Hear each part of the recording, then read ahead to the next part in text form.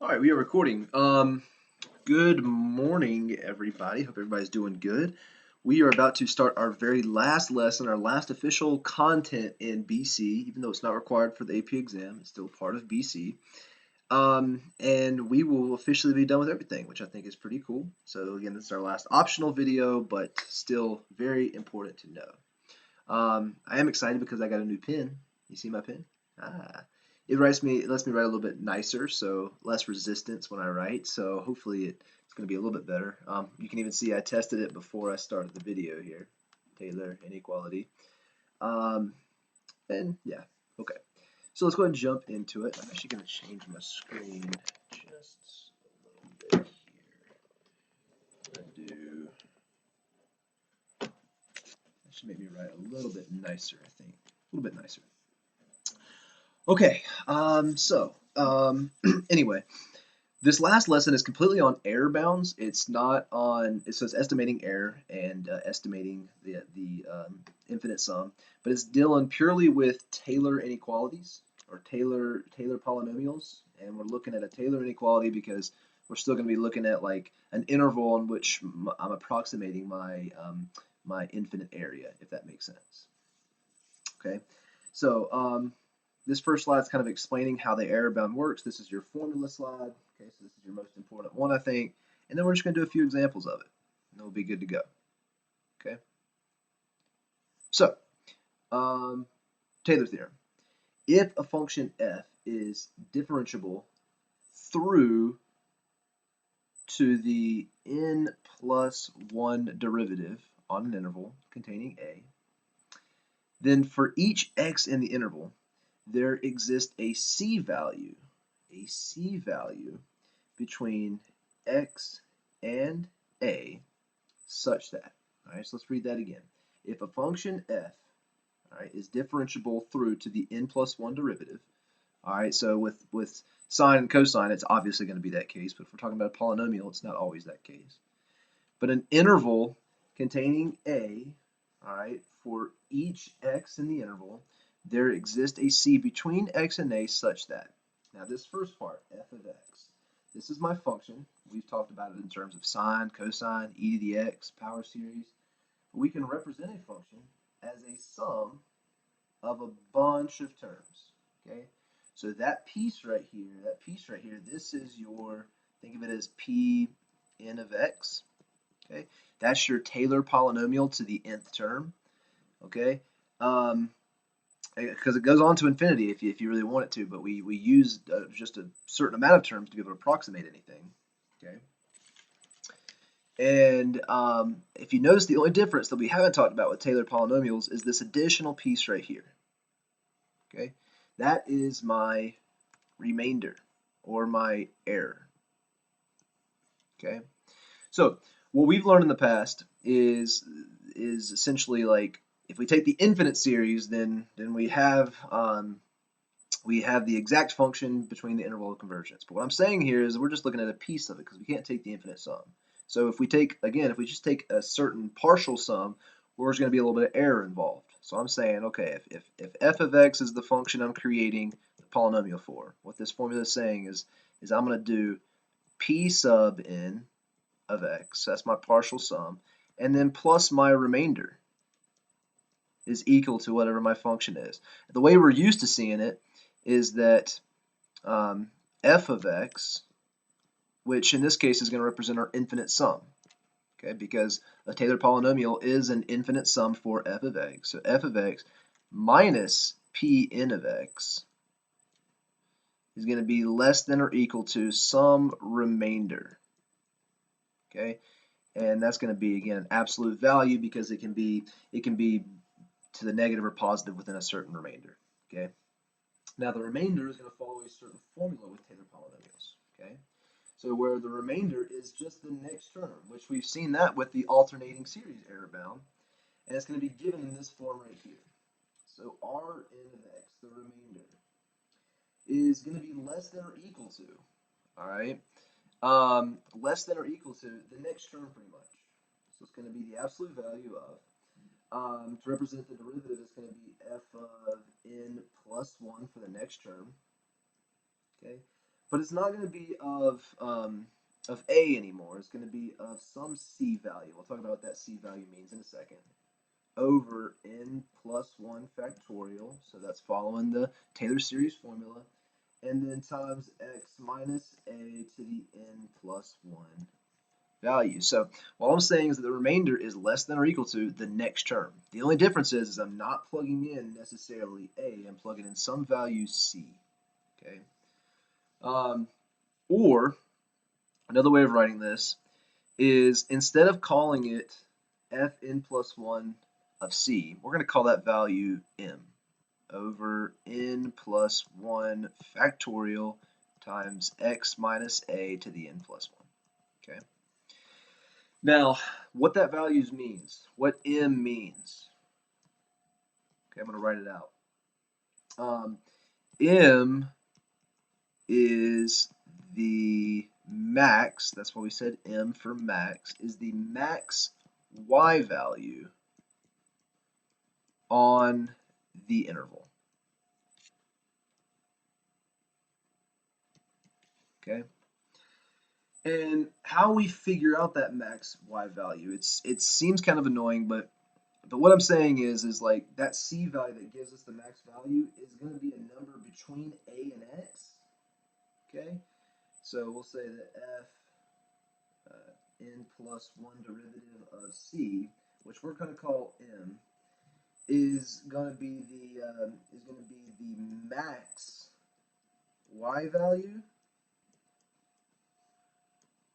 on the interval either a to x or x to a, depending on which one's bigger.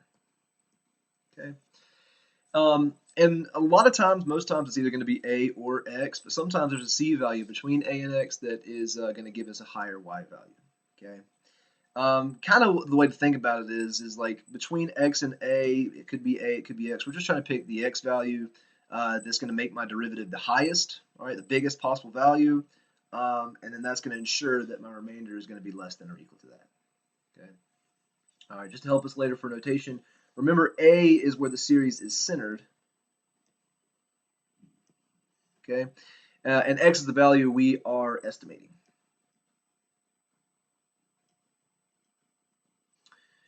Now, so just to help us later on, just remember that this right here, this is the formula. This is the big thing for today. This is the error bound for LaGrange, and you're going to see it come into light here in a second. Okay. All right. Let's move on to our next slide. Okay. It says the function, so we're doing an example. This is a pretty good example to start with, I think. It says that the function f has derivatives for all orders for all real numbers of x, and we're going to assume that I got f of 2, f prime of 2, f double prime of 2, and f triple prime of 2. And right off the bat, I want to create a third degree Taylor polynomial about x equals 2 and use it to approximate f of 2.3, so a value that is very close to our center. All right, we call this x equals 2. That's our a value, and this is the value that we're trying to approximate. We call it x. And it says do it to 3 decimal places. Okay, so just as a little reminder, if I'm trying to figure out what the third degree Taylor polynomial is, that's P3 of x. So that's the polynomial that's approximating my function to the third degree. And to write out the generic equation, remember it's going to be f of a plus f prime of a times x over 1 factorial plus f double prime of a times x squared over 2 factorial plus, and we're going to the third degree, so we'll do the last one, f triple prime of a times x to the third over 3 factorial. Okay. And I apologize here, I kind of just messed this up because I failed to realize that we are centered at something other than 0, so this should be x minus 2. I apologize, this is not a Maclaurin series, this is a Taylor series, so it's x minus 2 squared and then x minus 2 cubed. I apologize, I was thinking it was Maclaurin's for a second.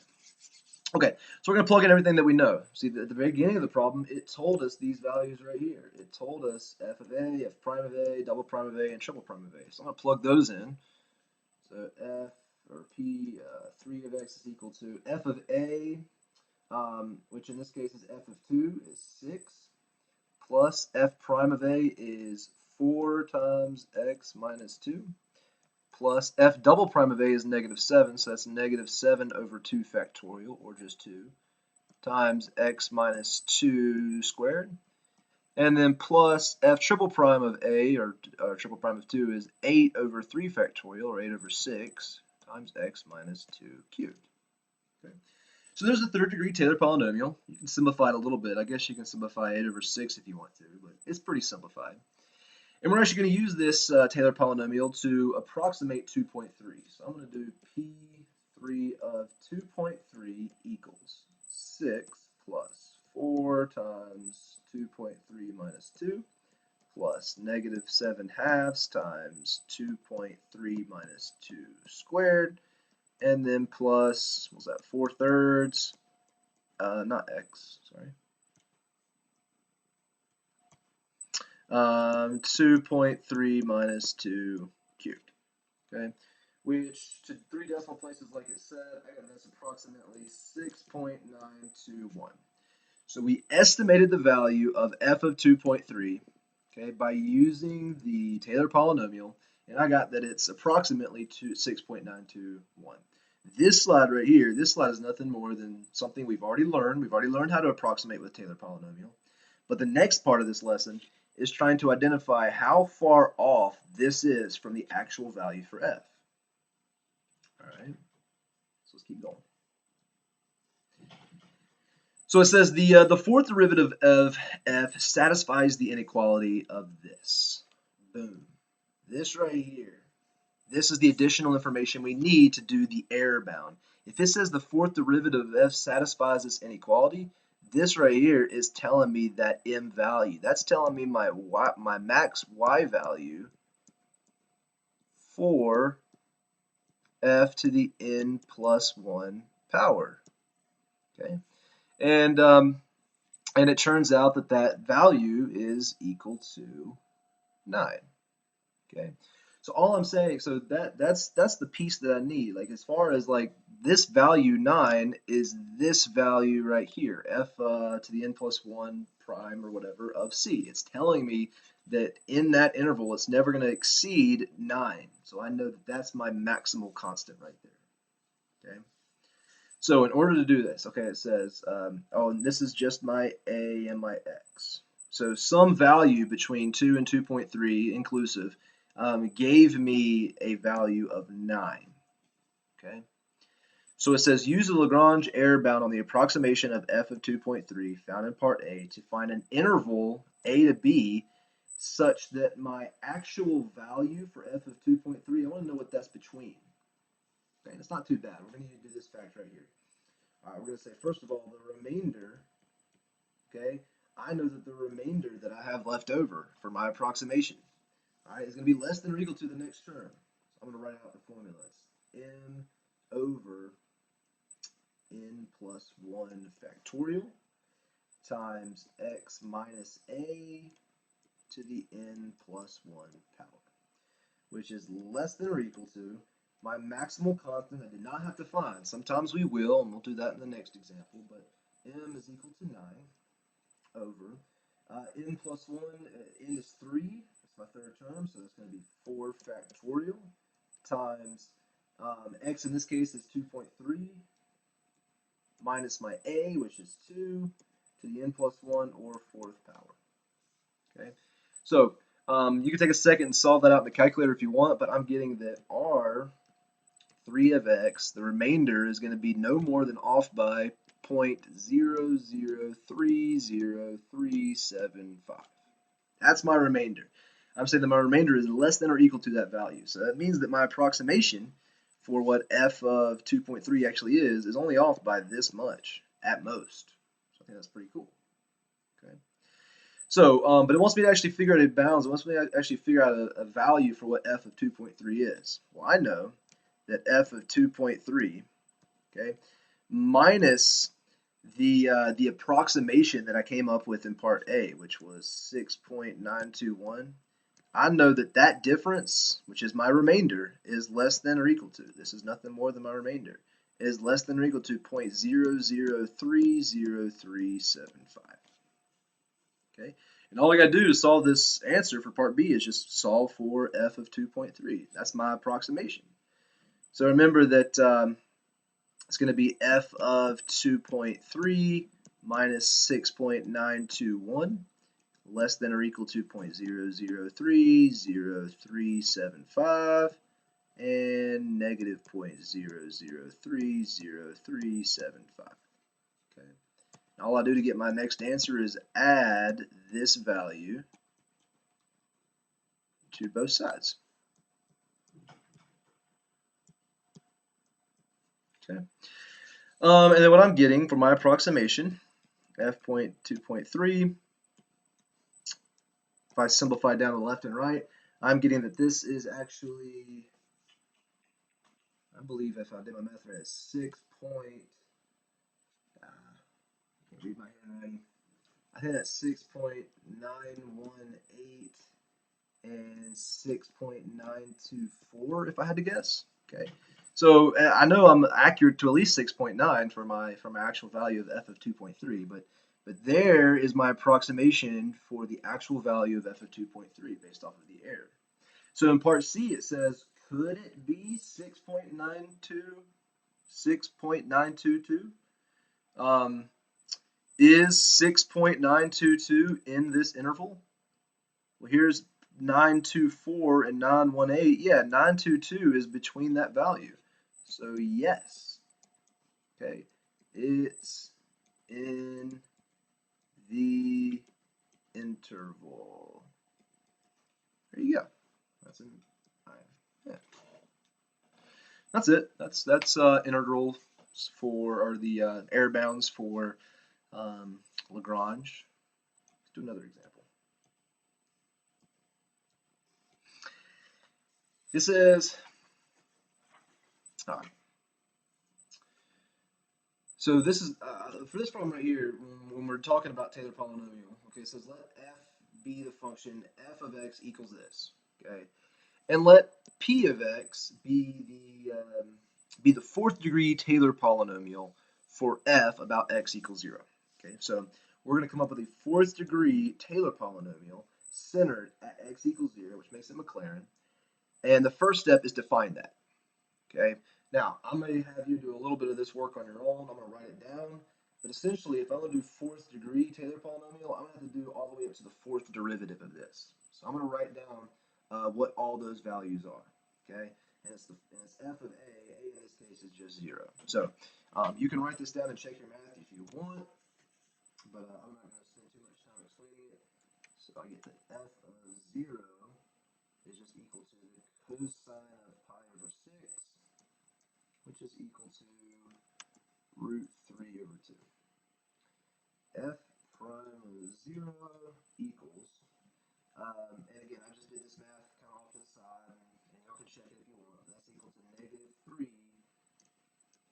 sine of pi over 6 equals negative 3 halves. F double prime of 0 equals negative 9 cosine of pi over 6, which equals negative 9 root 3 over 2. F triple prime of 0 is equal to 27 sine of pi over 6, which is equal to 27 over 2.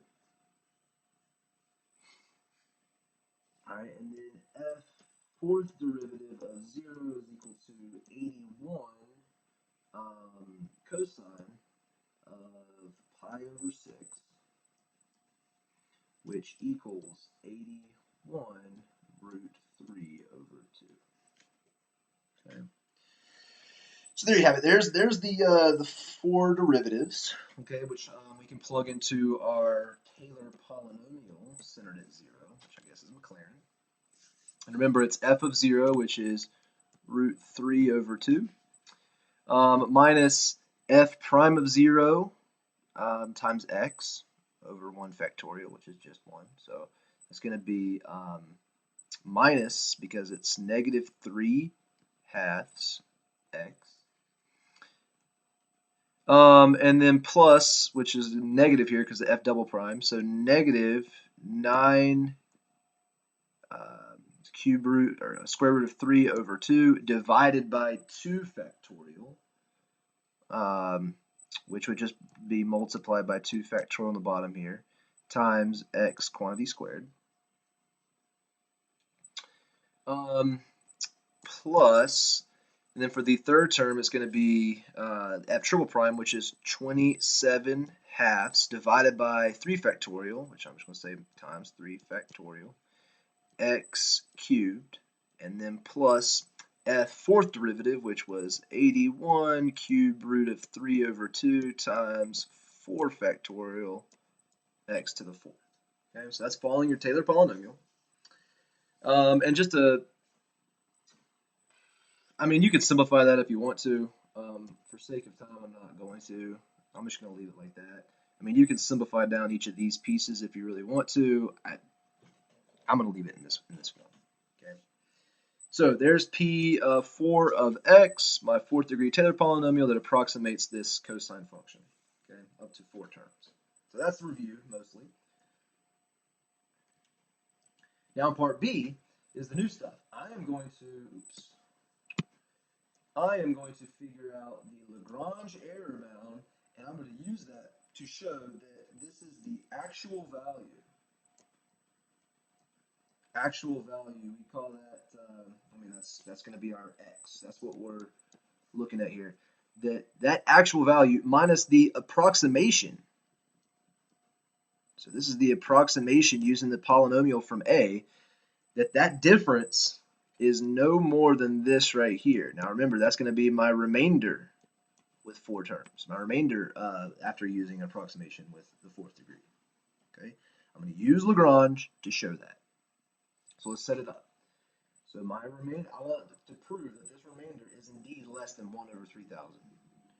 So I know that my remainder, okay, which is equal to this right here, I know that is going to be less than or equal to the absolute value of, it's my m value, which is not explicitly given to me like it was in the last example, so I'm going to write it as f n plus 1, so since we did the 4th degree, we're now going to the 5th degree of a, which in this case is 0, over n plus 1 factorial, or 5 factorial, times, and remember that it's going to be x minus a. X that we're approximating is 1/6, a is 0, because that's where we're centered at, to the n plus 1 power, or 5th power. Okay? Now, the only thing is we have to figure out what value, and I apologize, I put 0 here. I should have put c here, because we don't know what value we need to plug in for c yet. C is a part of the interval, a to x or x to a. In this case, it's 0 to 1/6. There's our a, there's our x. It's going to be either 0, it's going to be 1/6, or some number in between it. So we got to figure out some value, what the c value is, that if I plug it into my 5th derivative is going to give me my max. Okay. Well, if I take my 5th derivative, f 5th derivative of x is equal to, and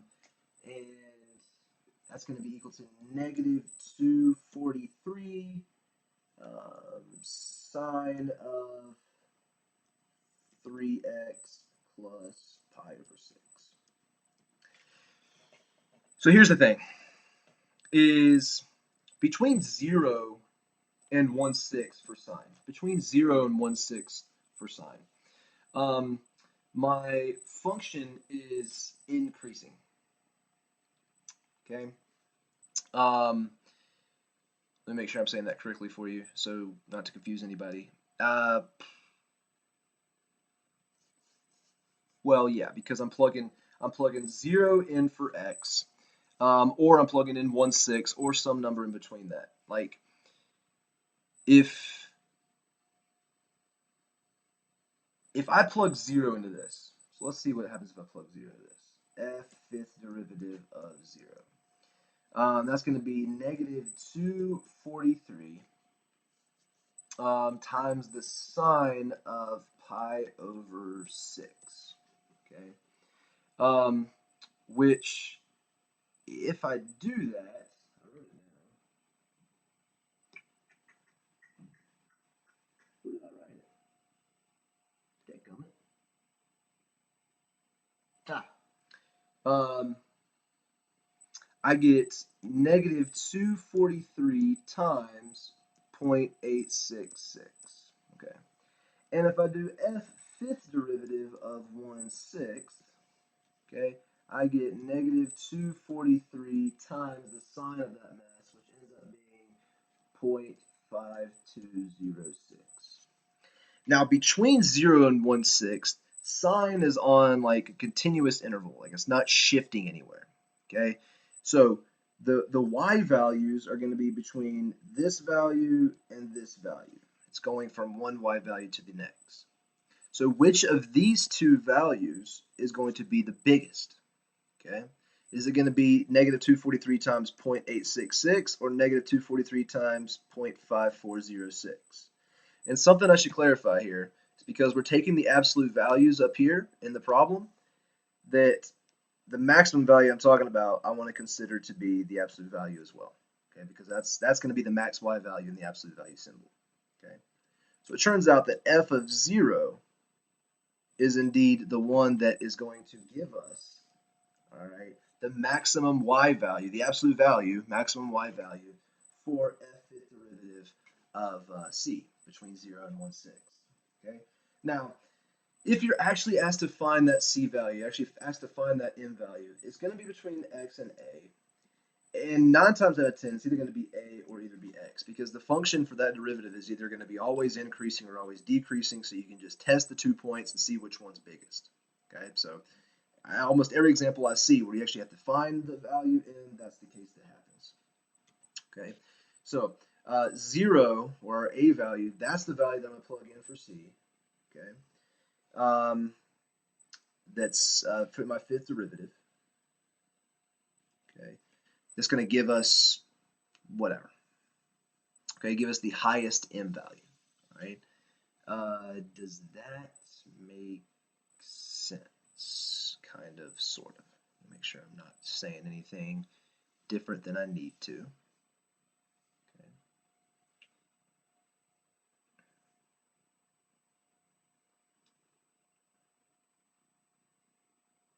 Yeah. Okay. Now, if I were to solve this out, so that's going to be r of 4 of x is less than or equal to the absolute value of f fifth derivative of 0. And I just realized, looking at my notes now, that the sine of pi over 6, I think I said that wrong. I apologize if I did. The sine of pi over 6, 1, 2, 3, 1. Oh crap, that should be 1/2. And I think I got this one wrong as well. Dadgummit. The sine of 3 times 1/6 plus pi over 6.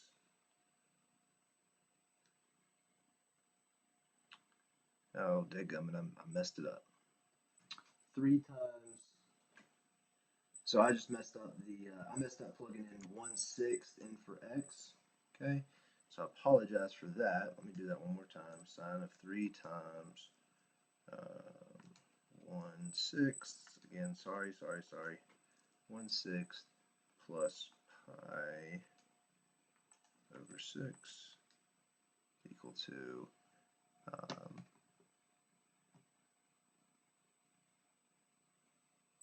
is equal to point. Let's see here.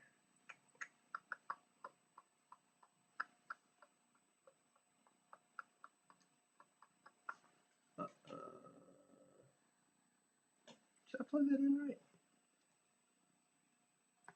This is awkward. My calculator's not working the wrong way. Let's see. So sine of, I'm getting this to be, now I'm gonna have to graph it. All right, so I'm graphing it right now. To figure out, I'm graphing the fifth derivative, negative 243. Let's see here. Yeah. Sine of 3x plus pi over 6. And I'm going to shift my window between 0 and 1/6.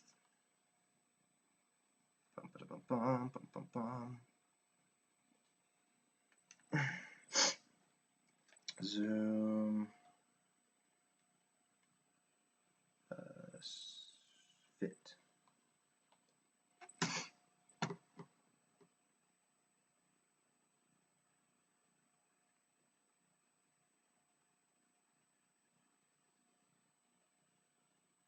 Yes. Okay, so you can see the video, you can see it right there. I thought I was right with that. So whenever I plugged 1/6 into it, I thought I was doing that right. I got 0.8539, blah, blah, blah. There we go. So that's why I was getting super confused, because the number wasn't working out. All right, perfect. So, so multiplying by 1/2 to negative 243 is going to be a lot less number, or I'm sorry, a lot greater number than multiplying negative 243 by 8.539. So I'm so sorry that I plugged in the wrong value, or got the wrong value for sine. I was doing it wrong in my head. And I guess when I typed it in the calculator. But anyway, just summarize and get back on the track here. The fifth derivative of 0, okay, the fifth derivative at 0 is going to give me the maximum value on that curve. Because again, here we go. If I were to graph that between, there's the fifth derivative. You can look at my screen right there. There's the fifth derivative between 0 and 1/6. So here's the value at 0. Here's the value at 1/6. You can see that the maximum value occurs at 0. Okay. So anyway, what that value is equal to is negative 243 over 2. So this is negative 243 over 2 divided by 5 factorial, which is just same change flip's going to make it where it's on the bottom of the fraction anyway. So that's going to be times 5 factorial. And then times 1/6 minus 0 to the 5th power. Okay. Which, if I plug that in my calculator, I got, and hopefully I plugged it in right, I didn't do it last time, right? I get that this value is equivalent to 0.0001302. So the remainder, what this means is that the remainder in this situation is going to be less than or equal to this decimal right here, which if I did 1 over 3,000 in my calculator, that value is equivalent to 0.0003, and 0.0001 is less than or equal to 0.0003. So indeed, this statement at the very beginning is true. We needed the LaGrange error to show that. So I apologize that this bottom part right here kind of threw you off, but all we did was look at the fifth derivative, and you can do this in the calculator. I took the fifth derivative, and I looked at that fifth derivative between 0 and 1/6. Okay, I looked at that between 0 and 1/6. The graph looked like this. Here's 0, here's 1/6. It did this right here. I messed up earlier in the video by giving you the wrong value for sine of pi over 6, which is what was throwing me off. But here, at 0, we had the maximum value for our fifth derivative. So that's what I plugged in for my m value right here. Okay. So anyway, let's keep going. All right. So it says find the coefficient of x to the 22nd power in the Taylor series for f about x equals 0. Now this is nothing with the Lagrange error bound. This is more review than anything. And so what it wants you to do is kind of use your understanding of a Taylor polynomial to figure this part out right here. Okay. So, well, how we're going to figure that out is there's a couple ways. I want to first write down what this means right here is that if I go down the list, okay, if I go all the way down to my 22nd power, the value that I'm going to be at, okay, in corresponds to that, if I were to keep going down my list, is going, oops, it's going to be equal to, and this is just based off the definition for a Taylor series, f 22nd derivative, okay, of 0 over 20, or n factorial, so 22 factorial times x minus 0, or just x, to the 22nd power. So all it wants me to figure out is this right here. Okay. Now, that's what it's asking for, is finding the coefficient. And that's just using the Taylor polynomial definition. Now, we know 22 factorial. I'm not going to write that out. It's a super big number. I'm going to leave it as 22 factorial. The only thing that we have to figure out is this value right here. Okay, 22nd derivative. Well, I do not want to take the 22nd derivative. That's going to be ugly. But if you look back up 2 slides previous, this is my derivative. I can go to the 5th, to the 6th. I can keep going down the list. Do you notice a pattern? Okay, do you notice a pattern? Well, look what's happening. It's going cosine, sine, negative cosine, cosine, negative cosine, positive sine, and then back to cosine. So the 4th derivative is going to go back to where I started in terms of cosine. So every 4 derivatives, it recycles, it starts over. So if I'm at the 22nd derivative, 4 goes into 22, up to 20, and then it's going to go 2 more times. So this is where I would be at if I was x to the 20th. This would be x to the 21st, x to the 22nd. So I'm looking at negative cosine of pi over 6. So negative cosine of pi over 6. So I'm going to say that this is equal to negative cosine of pi over 6. But notice how the numbers in front of the derivatives keep increasing. It goes 1, negative 3, 9, or 1, 3, 9, 27, 81. Well, what's happening? It's doing 3 to a higher power each time. This is 3 to the first, this is 3 squared, 3 cubed, 3 to the fourth, or 3 to the n power, because 3 to the 4th power is equal to 81. So that's how the derivative is working. That's the pattern we noticed.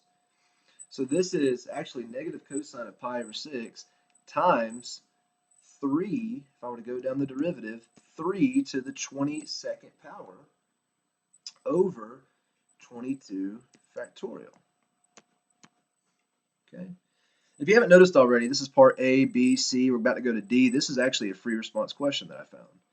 But anyway, you could leave it this way if you want. A lot of times they prefer you to go ahead and solve out the cosine. So I'm going to say that that coefficient is equal to negative 3 to the 22nd power times, and then the cosine of pi over 6, make sure I got that right, square root of 3 over 2 divided by 22 factorial. So there you have it. Interesting little problem there. And then part D says, let g be the function given by g of x equals the integral 0 to x. Oh no, how's it doing that? There we go. Dang, pen's messing me up. Here we go. There we go. G of x is equal to the integral of 0 to x of f of t, and we're going to write the 3rd degree Taylor polynomial for g about x equals 0.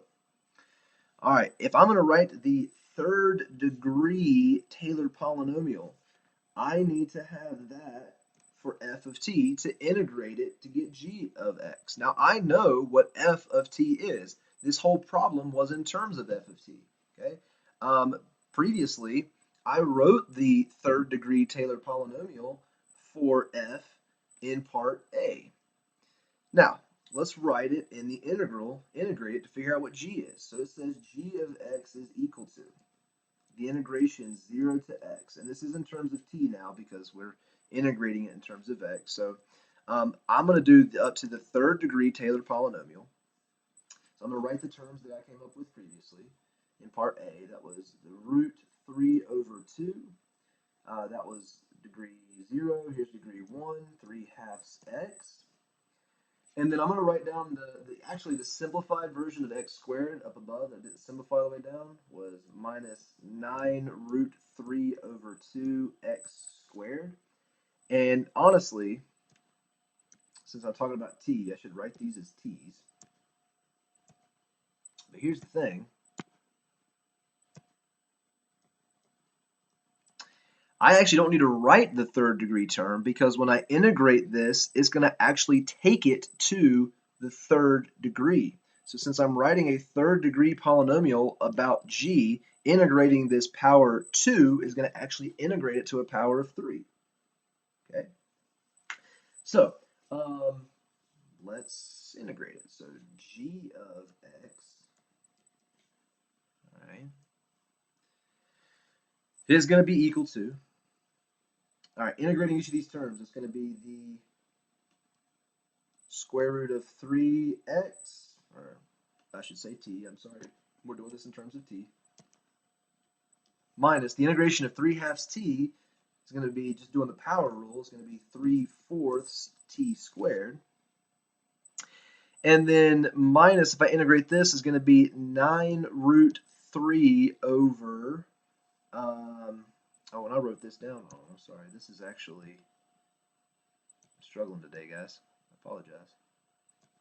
From before, if I simplified that down, that should have been 9 root 3 of 4.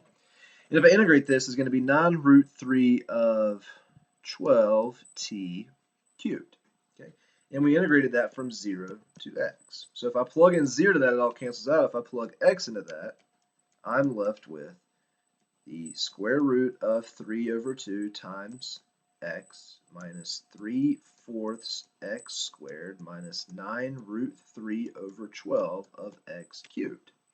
And that is a third degree because it's up to the third power. Taylor polynomial for g based off of the definition there in D. Okay, so there is one application. There is one free response with LaGrange and with Taylor polynomials. Let's move on to 7, or the 7th slide. This is actually another free response, okay, which I can probably do part A on here, and then we'll move to another slide to keep going. But you can keep referring back to this chart in your notes if you need to it. But I thought this was a great problem to try. It says, okay, let h be a function having the derivatives for all orders, all right, for whenever x is greater than 0. Selected values of h are given, and its first 4 derivatives are indicated in the table above. So this table up here is very helpful. It tells me the derivatives up to the 4th derivative for x equals 1, 2, and 3. Okay? Now, it says, oh, this is the most important part. The function h and the 4 derivatives are increasing on the interval 1 to 3. So I know that these values are increasing as it goes from 1 to 3, which I think is pretty helpful. Anyway, it says, part A, write the first degree Taylor polynomial for h about x equals 2, and we're going to use that to approximate h of 1.9. Okay. All right, this is a very classic problem with Taylor polynomials. Okay, so we're going to first create the Taylor polynomial first degree. That's p1 of x, which as its definition is just going to be f of a plus f prime of a times x minus a to the first power. Okay, that's first degree. It's a very small, it's a linear function.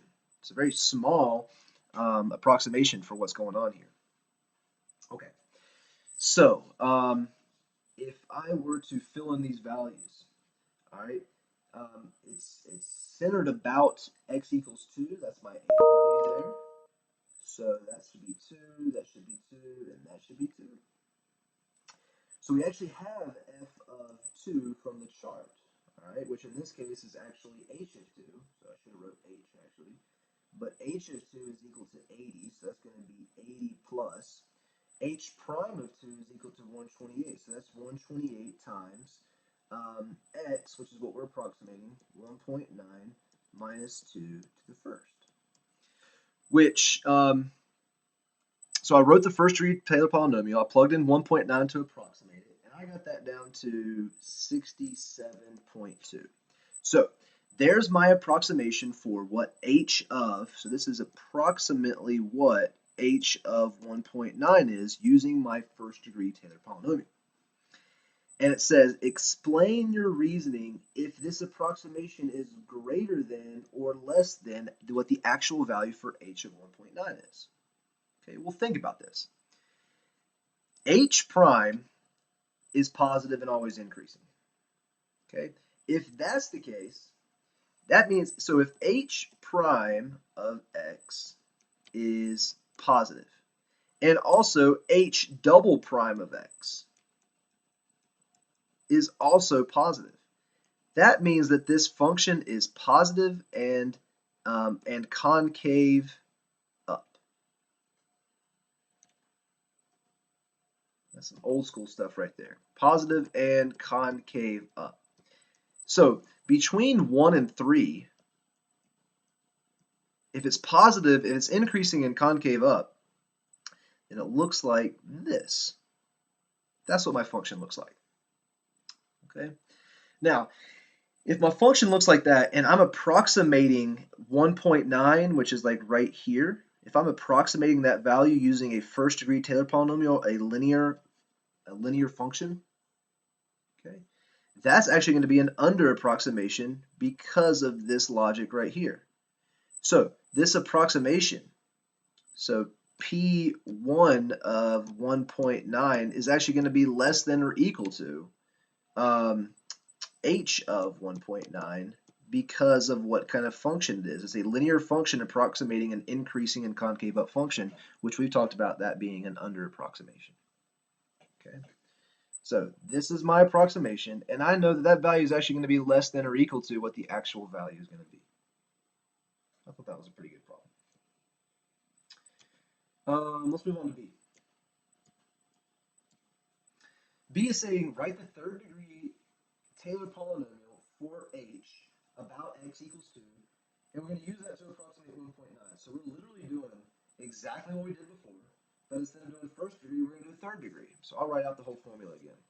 So P3 of x is equal to, in this case it's h, I should have wrote h before, but h of my sitter, which in this case is about x equals 2, so that's h of 2, plus h prime of 2 times x minus 2, plus h double prime of 2, times x minus 2 squared over 2 factorial, and then plus h triple prime of 2 times x minus 2 to the third over 3 factorial. Okay. So let's fill in all those values. Now I'm looking at my chart here, and y'all can look at your chart too, because I'm pretty sure we have all these values that we need. So h of 2 is equal to 80, plus h prime of 2 was 128 times x minus 2. H double prime of 2 was 488 over 3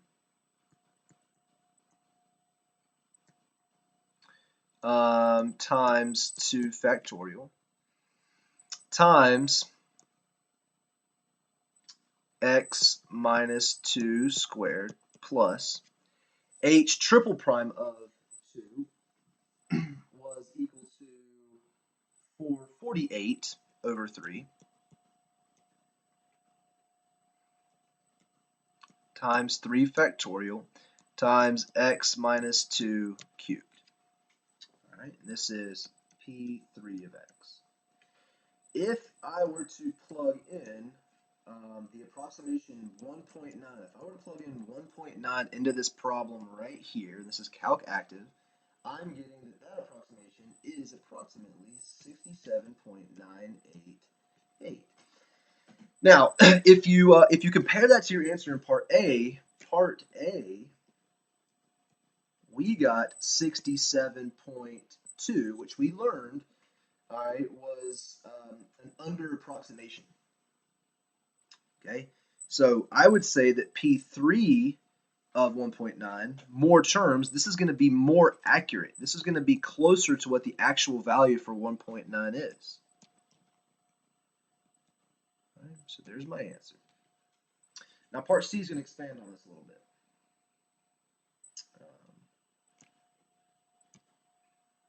Part C is going to expand on this a little bit. If I can get back to where I was at. All right, so part C.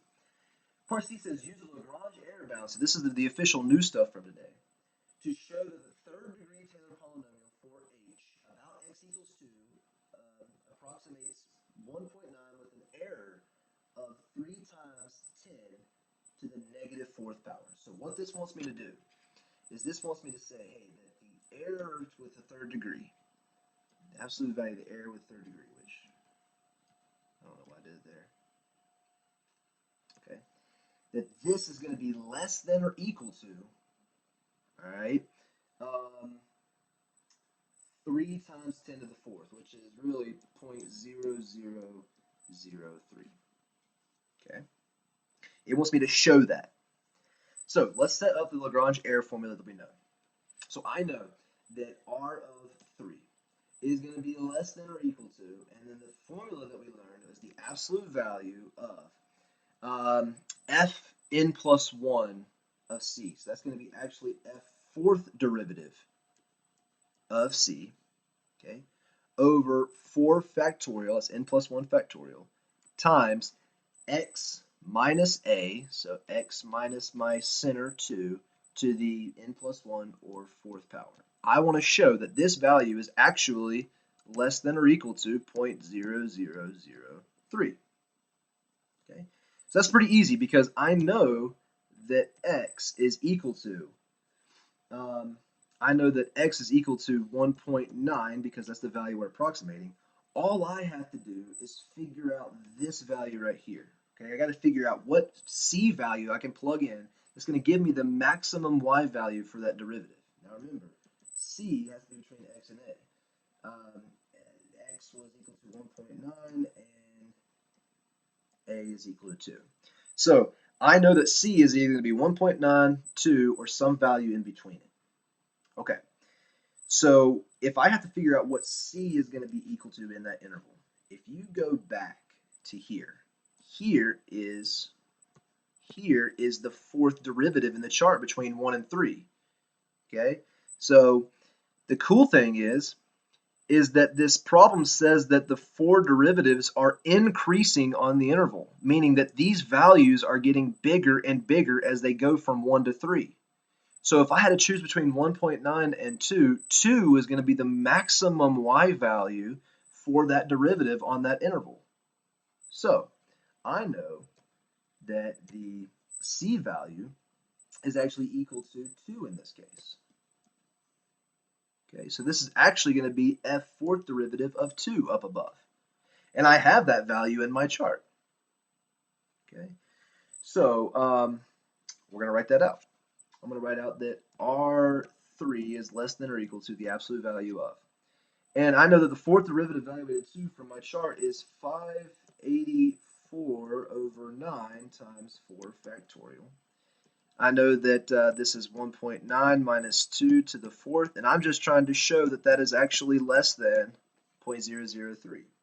And I have a calculator. And I did this middle part in the calculator, and I got that it was equal to 0.0002703, which actually is less than 0.003. So there you have it. We just showed it. Yay! There's the work. Okay. Very, very nice. So here is the, you can pause the video and check this out if you want, but here's the answer key to this problem actually. We got all this before. We got 67.2 for the approximation in A. we said that this was an under approximation because h prime is increasing on the interval, which is another way of saying, this is another way of saying concave up. So we showed that. Part B, we also got 67.988 whenever we approximated it. And here we did the correct, this is the LaGrange error bound that we came up with. And they said that the max value on that interval was indeed 584/9. So there you have it. All right, I got one more problem I want to do. And it's again just another application of LaGrange and all that good stuff, trying to apply it. And then we will be done. Okay, promise you that. Ooh, a little behind that I wanted to be. That's because I messed up on that one problem. That's okay. All right, number one. Number one says to write a second degree Taylor polynomial. Again, that's review. We know how to write a second degree Taylor polynomial. For f of x equals this, centered at x equals 1, and then we're going to use that to approximate f of 1.7. Very, very similar types of problems here. Okay, so in order to do this, I need to have, I actually need to have f prime of x and f double prime of x because we're going to the second degree. So I got that that's 5 halves x to the 3 halves and 15/4 x to the 1 half when I take those two derivatives.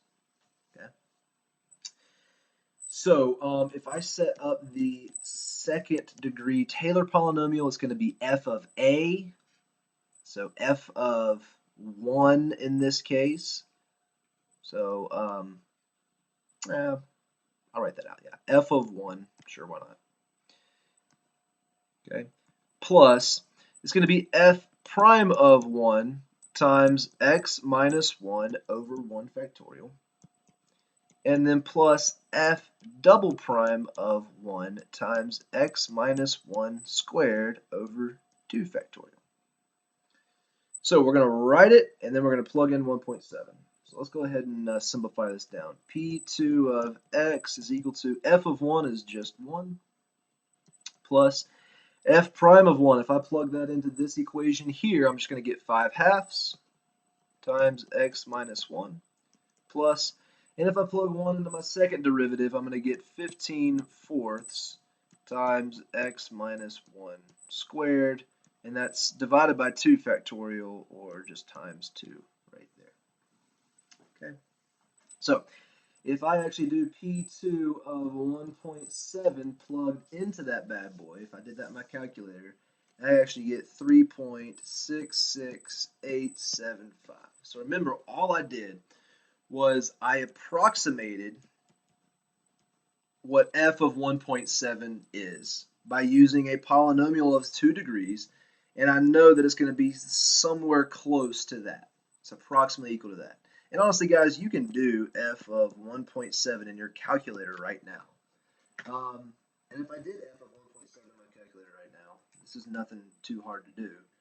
So that's 1.7 to the 5 halves power is actually equal to 3.76809,899. Okay, so my approximation is pretty dang close. So there you have it. All right, but actually we're going to talk about, let's say we didn't know that 1.7 to the 5 halves power was that, like we didn't know what the actual value is. We're going to figure out what the Lagrange error bound for the maximum error could possibly be in part A. We have a formula for that. So I know that the remainder for degree 2 of x is going to be less than or equal to the next term with that maximum value in it. So that's going to be f triple prime of c over 3 factorial times x minus a, which a was 1, to the 3rd power. Okay. Well, here's the thing. So the 3rd derivative of x is actually equal to 15/8 times x to the 1/2 power on bottom. That's the 3rd derivative. I'm trying to figure out what value for c I can plug into that that's between, what am I approximating? 1.7, between 1 and 1.7. I'm trying to figure out which value I can plug into that. That's going to give me the smallest value. And it turns out that this function right here, as I go down my domain, for this, the function is decreasing. You can graph it and see. So 1 is actually going to be the value that gives me the biggest derivative value. So 1 is going to give me that m. So f triple prime of 1 is going to give me that m value. Okay. So what this means is R2 of x is less than or equal to the absolute value of, this is going to be f triple prime of 1, which if I plug 1 into that, I get 15 over 8, and that's times 3 factorial, times x minus 1, x was 1.7 minus 1 to the third power, okay, which if I were to simplify that bad boy out in my calculator, I get that R2 of x, so my error is going to be less than or equal to 1.1071875. So that's saying that at the very most, my approximation with the degree 2 is going to be off by 0.1071875. That's the most the error can be off of by. Okay. So if that's the case, I'm going to find the interval. A to B where the approximation where my actual value for f of 1.7 could be between. All right, well, I know that f of 1.7, which I know I found earlier, but we're going to pretend like I didn't. I know that if I take that and subtract my approximation that I found in part A, which that approximation was, oh darn it, where's that approximation at? Oh, 3.66875. I know that that is going to be between the answer I found in part B. So that's 1071875 and negative 0.1071875. Okay. So if I want to know an interval, and I'm not sure why I put absolute values there, but if I want to know an interval for what this value could possibly equals, I'm going to add this to both sides. Okay. And what I get is that f of 1.7, okay, is between, and I'm getting that it's 3.77593375 and 3.561565. Okay, so I know that this value is somewhere between those two terms. Okay. So could 3.8 be the actual value for f of 1.7? Could that be it? Well, the answer is actually no. No, it cannot be. Why can it not be? Because 3.8 is all the way over here. It's not within my interval, and so it's not within the interval I came up with using my error bound. So I'm going to say no for this one. No, not in interval. Okay, so there you have it. And then lastly, it says to find the absolute value of f of 1.7 minus p2 of 1.7, and what does this represent? Okay, well, so what is f of 1.7? We found that earlier. That was equal to, what was that equal to? That was equal to 3.76809899. And the approximation P2 of 1.7, which we found in part A, was 3.66875. If I actually take that difference, I get 0.099348990. And this right here is no longer an approximation of the error. This is the actual error. That's the actual error. Not an approximation of the error, it's the actual error, because I could actually figure out what f of 1.7 was. Which if I go back to part B here, I found that the error was going to be less than or equal to 0.107, and the actual error is less than 0.017. It's 0.009. which is indeed less than or equal to 0.107187 So my error bound was right. My error is less than or equal to that. So this is what the actual error is equal to. I could actually find it. So anywho, that was LaGrange. The biggest thing to take away is this formula right here. Okay, the hardest part I think was figuring out what that m value is, and that comes from the interval between x and a. So don't let this slide right here that I did mess you up. I just plugged in the wrong value for sine in that. I'm still kind of upset about that. But you're just going to test, you're going to graph it, you're going to do whatever you can to figure out what that maximum value is. And then it's just a formula. It's not too bad. All right. Well, I've gone over an hour. That's not what I was wanting to do, but there you have it.